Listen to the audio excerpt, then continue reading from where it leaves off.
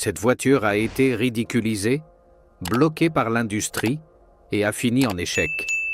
Mais aujourd'hui, les idées qu'elle contenait peuvent te sauver la vie lors d'un accident. Et ce n'est pas la seule. Beaucoup des technologies de sécurité que tu considères aujourd'hui comme normales ont été jugées exagérées, inutiles ou carrément absurdes. Aujourd'hui, je vais te montrer comment des voitures que personne ne comprenait à leur époque ont fini par définir la sécurité de toutes les voitures actuelles. Pour comprendre ça, il faut revenir au début. Au début du XXe siècle, les voitures n'étaient pas sûres. Elles étaient dangereuses. Il n'y avait pas de ceinture. Il n'y avait pas de normes. Il n'y avait aucune protection. C'était simplement une machine rapide, sans filet de sécurité.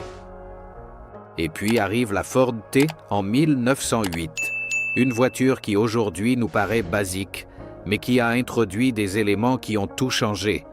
Des phares pour conduire de nuit, un klaxon pour avertir. Avant ça, conduire de nuit était presque suicidaire. C'était le premier pas vers une idée essentielle. Une voiture ne doit pas seulement avancer, elle doit protéger. Mais l'industrie n'était pas encore prête. Pendant des décennies, la sécurité n'était pas une priorité. Ce qui comptait, c'était la puissance, le design et les ventes. Jusqu'au moment où quelqu'un a décidé de changer les règles. Imagine ça. Tu conduis de nuit. Route vide. Virage serré. Tu ne vois rien. Tu tournes le volant et pendant une seconde, tu ne sais pas ce qu'il y a devant. Maintenant, imagine que la voiture éclaire le virage avant même que tu y entres. Ça existe déjà. Mais en 1948, c'était de la science-fiction. C'était le Tucker 48. Une voiture qui, même aujourd'hui, semble en avance sur son temps.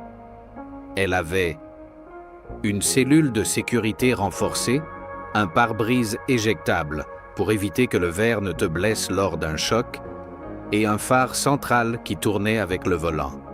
La première fois que j'ai appris ça, je me suis dit « Comment est-ce possible que ça existait il y a plus de 70 ans ?» Mais le plus fou, ce n'est pas ça, c'est qu'elle a échoué. Les gens ne l'ont pas comprise. L'industrie l'a bloquée et le projet est mort. Mais c'est là que tu réalises quelque chose. Souvent, l'innovation n'échoue pas. C'est le moment où elle apparaît qui échoue. Et ce n'était pas un cas isolé. Ensuite sont arrivées des avancées plus acceptables. Par exemple, la Cadillac Eldorado en 1953. Elle a introduit le pare-brise panoramique.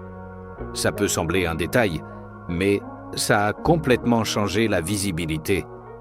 Et si tu conduis, tu sais à quel point c'est important. Moins d'angles morts, plus de contrôle, plus de réactivité. C'est là que commence quelque chose de crucial. La sécurité passive. Ne pas éviter l'accident, mais y survivre. Avec le temps sont arrivées les zones de déformation, les airbags, les ceintures de sécurité avancées. Et là, tu le ressens personnellement. Parce que ce n'est pas de la théorie, c'est la différence entre s'en sortir ou pas. Maintenant, passons à ce qui change vraiment l'expérience de conduite. Le moment où la voiture cesse d'être une simple machine et commence à te protéger. Avant, quand tu freinais fort, les roues se bloquaient. La voiture continuait. Mais toi, tu ne dirigeais plus. C'était comme glisser sans contrôle. Jusqu'à l'arrivée de l'ABS, bruit de freinage, coupure visuelle. Ce petit tremblement que tu ressens dans la pédale, c'est le système qui travaille.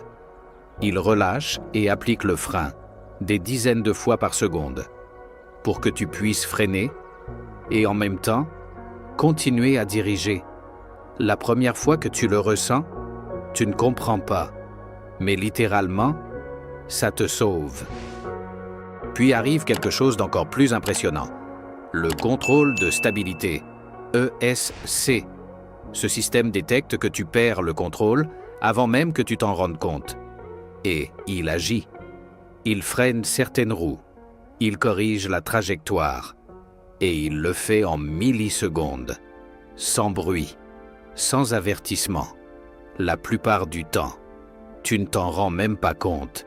Mais si tu as déjà eu l'impression que la voiture s'est corrigée toute seule, c'était probablement ça. Maintenant, imagine que tu lâches l'accélérateur et que la voiture commence à ralentir toute seule, sans toucher la pédale.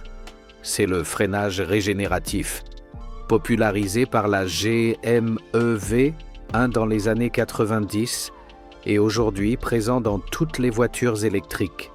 La sensation est différente, plus douce, plus contrôlée. Et une fois que tu t'y habitues, tu ne veux plus revenir en arrière. Et maintenant, le plus intéressant. Aujourd'hui, on vit un moment similaire à celui du Tucker 48, des technologies que beaucoup considèrent comme inutiles, mais qui deviendront probablement des standards, comme les systèmes ADAS, freinage automatique d'urgence, assistance au maintien de voie, détection des angles morts, une voiture qui freine pour toi, qui te corrige, qui t'avertit avant que tu fasses une erreur. Il y a 20 ans, ça semblait absurde. Aujourd'hui, ça sauve des vies. Et ce qui arrive est encore plus impressionnant. Des voitures qui te reconnaissent par ton visage. Des voitures qui communiquent entre elles. Un réseau où les voitures partagent des informations en temps réel. Comme une intelligence collective. Si cette histoire nous apprend quelque chose, c'est ceci. Tout ce qui échoue commercialement n'échoue pas dans l'histoire. Le Tucker 48 a été ignoré. L'ABS a été sous-estimé. Les systèmes automatiques ont été critiqués. Et aujourd'hui, ce sont eux qui te protègent chaque fois que tu conduis. Peut-être que la prochaine grande innovation existe déjà. Et simplement, on ne la comprend pas encore. Si tu veux voir plus d'histoires comme celle-ci, abonne-toi. Parce que la prochaine voiture, aussi, a été un échec, jusqu'à ce que le temps lui donne raison.